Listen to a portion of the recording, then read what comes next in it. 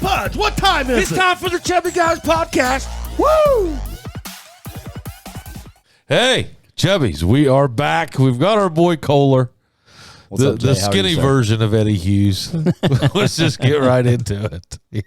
You do kind of remind me of it. You guys got that high and tight haircut. Yeah, you got to cut that out, man. No. Never. You guys, you do. The more I'm around you, it's no wonder why we like giving each other such a hard time, because you are very Eddie-like. Hey, do you want to help develop your child's athletic ability? Or maybe you want to get off the couch and make yourself a little bit better? They earn the day at AP Prep. Look them up, apprep.info. Nice and friendly competition, and like to rattle each other back and forth. Yeah, sure. yeah. Eddie can't stand it unless he's rattling on me. Yeah. Yeah. So you have brought us a gentleman, Mr. Brad Weaver, from the Ross County Mountain Lions. So he is here tonight. And you are going to tell us all about something that I know everybody's tired of Pudge talking about mountain biking. Well, guess what? We're still going to talk about mountain biking. So this is like, how do I want to say this, Kohler? So this is... Hey, are you a business owner looking for insurance coverage? Give this guy a call. You know him. You trust him. Jason Gillum, Gillum Insurance, 740-395-0190. This is for the youth, okay? So the Ross County Mountain Lions are a club youth mountain biking team based out of Chillicothe, Ohio, correct? Correct. And are you the coach? So I am the team director for Ross County. Okay. So basically, the league that we're part of, it's called NICA. It's National Interscholastic Cycling Association. NICA? Yep. And then out of that, you have your independent state leagues. So NICA itself started back in 2009. Okay. Here in Ohio, we started 2 years ago. So we just finished our second season. So we are the OMBL, Ohio Mountain Biking League. Okay. So I got started the first year. I helped out coach. And then from there... Hey, guys, on behalf of the Chubbies, huge thanks to Geiger Brothers Construction. Give them a call at 740-286-0800. They've been great community supporters, and they are a friend of the Chubby program, so thank you, Geiger Brothers Construction. Came into the team director position for Ross County. So how many kids make up the Ross County Mountain Lions? So last year we had 11 racers on the team. 11, okay. And those kids are all from Ross County? We have one from Peebles, Ohio. Okay. And then the rest of them are all from either UNYOTA, CHS, or Huntington High Schools. Okay. Is it primarily for like Ross County kids? Or I mean, are you guys looking to get like down into here? It's like give me what the goal of this all is. Is it club? Is it ran through the schools? How's this all work? So ultimately, the league's idea is, my God, as a parent of an 8-year-old with a family and moving through life, the best thing I ever did was download the McDonald's app. What a breeze. Order for your family. Pull up. They bring it to you. Easy. Download the app today from McDonald's. To be a school sport. Okay. So, as the program grows 5 years, maybe down the road, you've got a UNYOTA team, you've got a Huntington team, Medina, individual school teams ran just like your cross country, football, just as much a part of the school as all those sports. Okay. In the meantime, it's based off of what they call composite teams. So since we have so many kids from different schools, that makes us a composite team. Now, once you get up to 5 kids from one school, you break that off as a school team. So this next year, for example, the majority of our racers are from UNYOTA. So we will have Ross County Mountain Lions Composite and Ross County Mountain Lions UNYOTA. And all that means is just the UNYOTA kids will be scored as their own team. Yeah. And the composite guys will be scored as their own team. But as far as we're concerned, we all practice together. We all race together. Wear the same jerseys. We're all one big team. It's just scoring. Once you have so many kids, you got to break off. Sure. So tell me about like how do they what ages are these kids? So NICA is open to 6th grade through 12th grade. Okay. Yep. So you got 11 kids, 6th grade through 12th grade. So you're talking 10 years old through 18. Yep. All right. So where are you practicing at? So what kind of races are these kids? This is mountain biking. Yep. This is legit mountain biking. Our first year, we did a lot of open field practices, trying to figure out where these kids were. Of course, being so open field practice. What is it? What's open field practice? We did a lot of the field behind Union High School, soccer fields, open grass field, just working on basic skills, teaching shifting, body position, how to handle the bike, basically. You need that. Trying to keep up with me. Yeah, I do. Absolutely. You need that a lot. It's been a struggle recently. Trying to keep up with you. I'm a lot more aerodynamic. Yeah, you're getting there. That's for sure. So, being in Chillicothe, we talked about it earlier before we started recording here. It's kind of a catch-22. You've got Great Seal and all the hills around us. It's great when you're in shape, but when you're starting off, it's a little brutal. much. It's brutal. Yeah. Yeah, So, it definitely can be brutal. Yeah. So we did a lot of not a lot of trail practice, but some sided trail, stuff like that. And then we hit the last race of the season out there first year, and the races, they get progressively more difficult. And the last race was up at Camp Tuscazor up near Cleveland and Dover, Ohio. Those kids rode that course, and I said, hey, we're riding Great Seal. That course was, I think, tougher than what Great Seal has to offer. And that's when I decided, if you guys can handle this, we can practice Great Seal. So all season this past year, 3-4 days a week, we were at Great Seal riding trails, and those kids were killing it. Yeah, and I'll tell you that there's been several group rides that we did over this last season as well. Valley Cycle, put on some rides. Us here, obviously at HBTH show up, and the kids came out on their days where they're not riding part of the team. Mm-hmm. And, to watch the progression, throughout the season as well has been absolutely incredible. Obviously, Brad gets to live it on a daily basis because the amount of time that he's out on the trail with these kids, teaching them, making sure that they're safe and keeping them out there and keeping them moving forward. But having been on the trails with them, several times last year, it's awesome to watch that many kids come into the community that have a new aspiration and love for something that didn't exist in the community prior to. And then seeing the enjoyment and excitement, and then this is how things get started. Yeah, and they're out there rocking and rolling too. So it's not like they're off their bike and stepping off of stuff. They're pushing. So you've had recent additions of things like bass fishing teams. Down here we've had recently. All the local schools have picked up bass fishing teams as part of their recreational or whatever athletic departments. I guess it's considered athletics. But they have those. I see bowling is coming back. You're starting to see bowling teams, which you guys probably always had because you had a bowling alley. No, we never had it when I was in high school. Really? Not that I was aware of anyway. But yeah, Where'd you go? Unioto? Zane Trace. Zane Trace? Yeah. Oh, yeah. You guys should have. I mean, you right there. But now, I see a lot of the kids I know.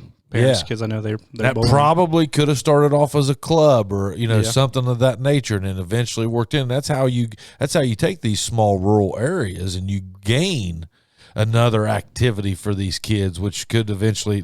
Is there scholarship opportunities in mountain biking is there any college? Is there any? Yeah, so long term, there are schools looking at these kids in this league. There's a couple of professional athletes out there on the World Cup circuit, mostly on the cross country scene, who came from NICA. Kate Courtney, I believe her name, is the first one I think of, but she came from NICA, and now that's what she's doing for a living. Okay. So you have colleges have teams. So could someone, let's say, obviously a lot of our listeners are going to be around this 4, 5, 6 area. Could anybody in the 4, 5, 6 area probably get with you and maybe get their kid at 6th through 12th grader on your team? Yep, absolutely. So even if they're from Jackson or let's just say Portsmouth or wherever. Could they? So we have teams all over the state, and it's kind of based on someone comes across it and they send a general inquiry, they will get paired up with their local team. So in preparation for this podcast here, I reached out to the league and said, okay, what's our definite area here? Uh-huh. And basically Southern Ohio. There's no teams below us to the west of us other than Cincinnati, nothing to the east of us. So long story short, if you're willing to drive to Chillicothe to practice a couple times a week, we'd love to have you. Would you now I'm just asking. Somebody's going to ask you. We're having a beer. I'm having a Propel. Prater, damn you. I'm beating Jason Prater, by the way, and Coofer. That's what we'll call it. Coofer. But careful on telling them that. Would you be willing, obviously obviously there would be some requirements, but let's just say somebody calls you in there. I mean, it is hard for parents to maybe get over to a practice at 3:00 or 4:00 if they're an hour away. Sure. Would you be willing, since it is a club type of thing, would you be willing to maybe say, okay, yeah, but we're going to time him here, so they got to get their practice in, Right. or time this rider. So make sure they're practicing. So in order to be on this team, you got to be here. Do you have requirements like that? Yeah, and we definitely, because of the large area that we're open to, and it's more from a safety point, not so much a time. Absolutely. I can't imagine riding somewhere like Great Seal if you hadn't rode somewhere like Great Seal. Yeah. So if there's kids who say they're in Athens County or Meigs County and they want to be on a team, we're still the closest team, but that's quite the haul every week to come to practice. 3 days a week. Yeah. Yeah. So if you want to come be on the team, love to have you. At some point, coaches need to see you ride just to evaluate your skills, just Absolutely. to make sure you're safe out there. Yeah. For example, my daughter's racing her first year this year. Mm-hmm. She'll race 1, maybe 2 races, and chances are she won't race the other 2 because they get progressively harder. And the goal is to have fun and be safe. You can be on this team and just kind of pick your race. Absolutely, yeah. There's 5 events, and Cool. you pick which ones you want to do. Well, look, give me an idea on your season. When does it start? So season, we kind of open in April with some community type outreach, community events. We got a big fundraiser planned in Chillicothe. And then we actually start practicing in July 1. So that's when you're eligible to practice. Now, of course, that's July 4th weekend. The following week, we'll probably jump into it. You get a month of practice, and then the first event is a time trial in Asheville and for your field. And that is first week of August or so. And that's great. That's a new idea they did last year. Every 30 seconds, a kid goes. It's not a mass start like typical. It's every 30 seconds one kid goes, and that establishes start times. And what that does is allows, when we're actually in our mass starts for our first race, you've got similar skilled athletes bunched together. Yeah. So you're not getting kids run over or anything like that.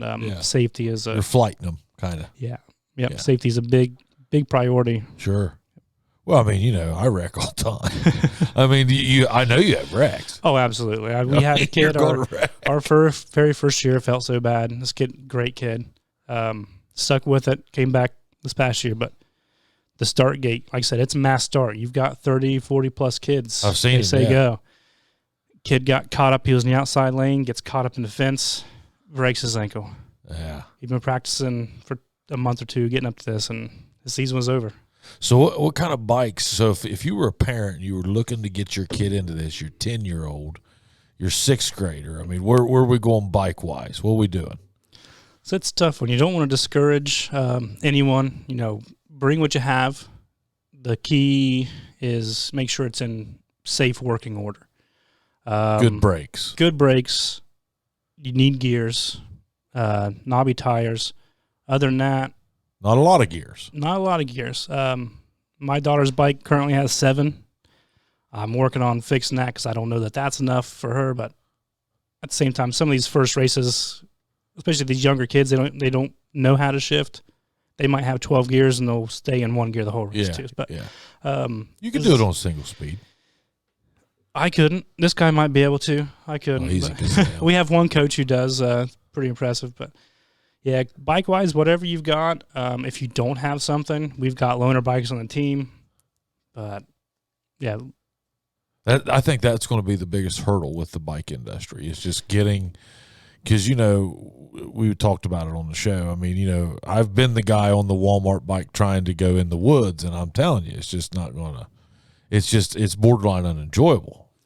Yeah, and that's the thing. It's unenjoyable compared to going out, and can be unsafe. Yeah, take your Honda Civic and go mud run it, and then go buy a 4-wheel drive truck, and then go mud run it and see which one you have a better time in. Yep. That's the comparison. Yeah. I mean, there's sticker shock. I mean, I just got back into mountain biking. We did it with all the guys in school and stuff, and I got back into it in 2017. I got my first hardtail. I think it was $700. I'm like, man, that's absurd to spend. And this one didn't even have full suspension. And now I'm like, you wouldn't touch it. You wouldn't. Well, I miss it. I got rid of it. I miss it, but it wouldn't be my only. But it wouldn't be your main bike. Yeah. You see that too with some of our student athletes, their first year, they're like, this is what I have. I'm like, that's beautiful. Come ride, have fun. Their parents, it's like, I can't see spend that much money on a bike. They do it for a year. They see how much their kids love it. Some of the parents try with us as coaches. It becomes a family thing because everybody can ride. Yeah. And then these kids show up this season with bikes I'd like to have someday. Yeah. It normalizes it. Show me a hobby. I mean, it doesn't matter what it is. If it's bass fishing, you got to go out and buy you a boat and all the gear. If it's golf, you've got to go out and buy. I mean, show me a set of clubs that you're not going to have $700 to $1,000 in. If you take it serious. Yeah. Absolutely. If you're not taking it serious and you're just going to go out 1 or 2 times, then go out and buy the Walmart bike. Go buy that cheap set of clubs. Go buy that cheap fishing pole, But if you're going to take it serious and do it all the time and you're going to get, involved in it and you want to do it and you want to buy the better stuff, then, it is you're going to buy the better stuff, But show me a hobby that you don't have to do that in. Right. And any sport, too. School sports. Sure. I mean, your football. My little one just started wrestling. I thought that would be a relatively inexpensive one. Nope. Any school sport, you're going to spend $200 on a pair of cleats these days, which is absurd. But yeah, any sport your kid's going to do, if they like it, I mean, it all costs money. I mean, it's like I was saying on that call the other day, though. The good thing I have noticed about the bike, other than the bike purchase, other than that, it's pretty well free. Yeah. Yeah, absolutely. After you buy the bike. Again, depending on the type of riding that you're doing, and depending on... Don't tear your shit up. Yeah, exactly. I mean, I've been, a guy that's done that several times, and that can get costly. Well, you're a trinket guy. He can't leave one alone. I mean, he's got more money than he knows what to do with. That's why I bought the one I got now. So in that way, it's just done, and I don't have to mess with it. You still mess with it. You changed bars the last time we rode. Well, you got to tell everybody everything, huh? Well, I mean, he had to keep up with me. He was worried. Yeah, he could whip it around there. He didn't have enough leverage. That is a valid point. If I go back to my first mountain bike I bought when I got back into it and just buy what I want now, I'd have saved so much money. But I fought it for between 4 and 5 bicycles. Yeah, and again, I mean, depending on the type of riding you're doing, you will determine on what type of gear you need. So, I mean, a lot of us don't go out there with elbow pads. Some of us will ride with the knee pads, some don't, just depending on how confident that you are out there. Obviously, the more you're protected, obviously, the better. But to your point, that stuff becomes kind of nickel and dime kind of things in comparison to the big purchase, which does happen to be the bike. It's kind of like, again, we on that call the other day when we were talking about, instruments or moving through a progression. Guitars, you end up buying a guitar and it's 15, 17, 3, 4, 5 grand. And then you got your picks and your strap. They're $3 for a pack of picks and $48 for a strap. I think the first guitar I bought was $89.99. And now I play Gibson. So it's the progression of what if you get into it, it's just how far do you want to take it, Yeah.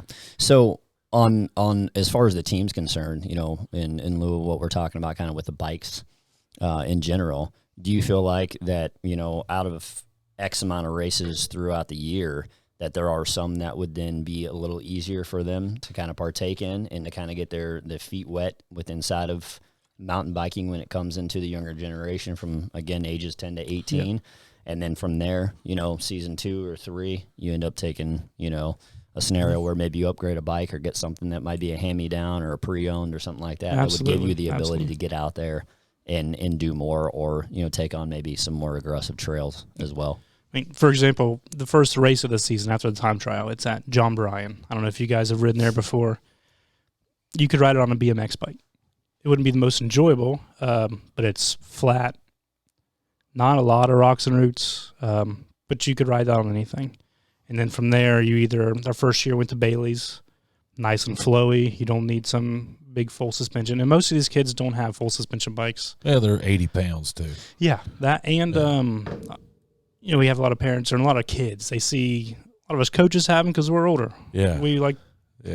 We have money. We want to be comfortable. Yeah. These younger kids too, though, it's a skill thing. You can learn a lot of bad habits on a full suspension bike. I'm 40 years old. I don't have time to.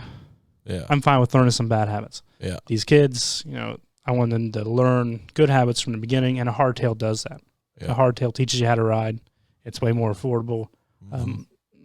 I stress these kids start off with hardtails, and for the audience who maybe isn't more of a mountain bike audience, a hardtail, it's just typically you have a suspension fork up front, but the rear is fully rigid. And it teaches you how to pick better lines, teaches you to stay out of the saddle, teaches you body position. Yeah, because you pay for your mistakes a little bit more. You're going to feel it a little bit more. Yeah, it's going to bang around on you a little bit. I think we should get you a hardtail. I had one. About it. I had one. I had a Marlin I rode for a Trek Marlin, which is a decent. You can buy that a Trek Marlin for what, $700? So that Trek Marlin, I love that you pulled that you brought that up. So Trek is a huge sponsor of NICA. They along with other bike companies offer discounts. That Trek Marlin 8. If any parent comes to me and says, "Hey, I've got like I buy a nice bike. What do you recommend?" I will recommend that Trek Marlin 8 all day long. I think they're $1,300, but if you are a registered NICA rider with your Trek discount, last season they were around $950.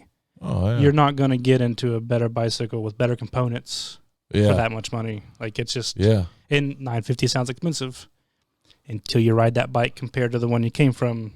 Yeah. So they're nice bikes. I mean, I rode side of trails with it. And that was part of I think I need a full suspension.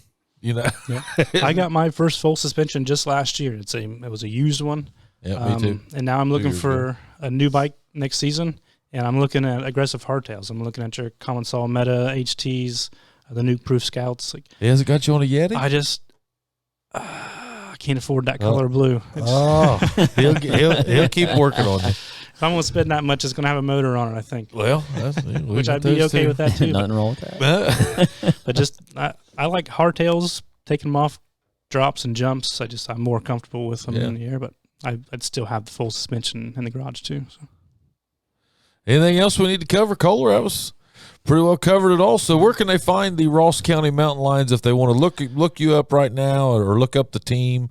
Not you per se, but if they want to look up information on team, how can they do that? Absolutely. Just real quick, want to touch on the budget thing one more time. Okay. There are scholarships available through the league, through our sponsors. Like I mentioned earlier, we have loaner bikes. I just really want to stress, do not let the money aspect of it, because mountain biking is expensive. Yeah. And there's travel involved with this. There's 5 races all over the state. Sure.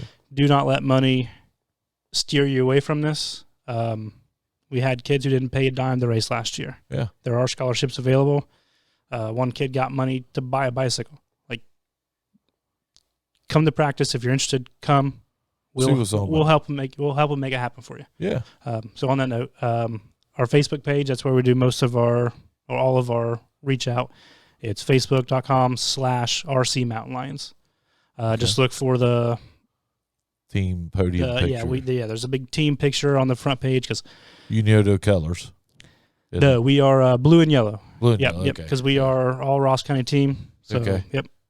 All right, we got to throw some red in there. We'll get some red. You got anything you want to add? No, man. I think Eddie we're pretty Jr.? good. No, it was great. What's going on in the car world? Oh man, it's phenomenal and a train wreck at the same time. You've been working way too much. Yeah, I've been doing that for 11 years. Yeah, so I agree. I've known you a year now, and you work way too much. Yeah, well, I appreciate that. You got to do something. No, I don't mean it as a compliment. Like you should have that more dialed in by now. I don't know why you work so much, Kohler. He jumped real quick. Oh, thanks, Pudge. I didn't mean it. I do it. I do it so I can supply folks like yourself with an exceptional experience in the audio industry. Well, yeah, and if I'm not there, then where are they going to go? You're right.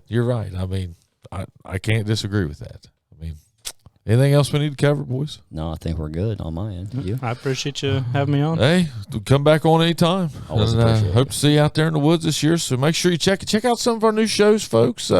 Chad's got the Chubby Sports Takes. Kohler is an ongoing guest. I'm going to continue to call him, and we're going to be talking mountain biking. He likes to give financial Bitcoin advice. So he's going to be giving you his Bitcoin stuff in the mornings. So we'll be doing some of that, amongst other things. So make sure you hit that like and subscribe button and check out our sponsors. See you. Easy peasy. Nice. Bam! I am on the dime, son.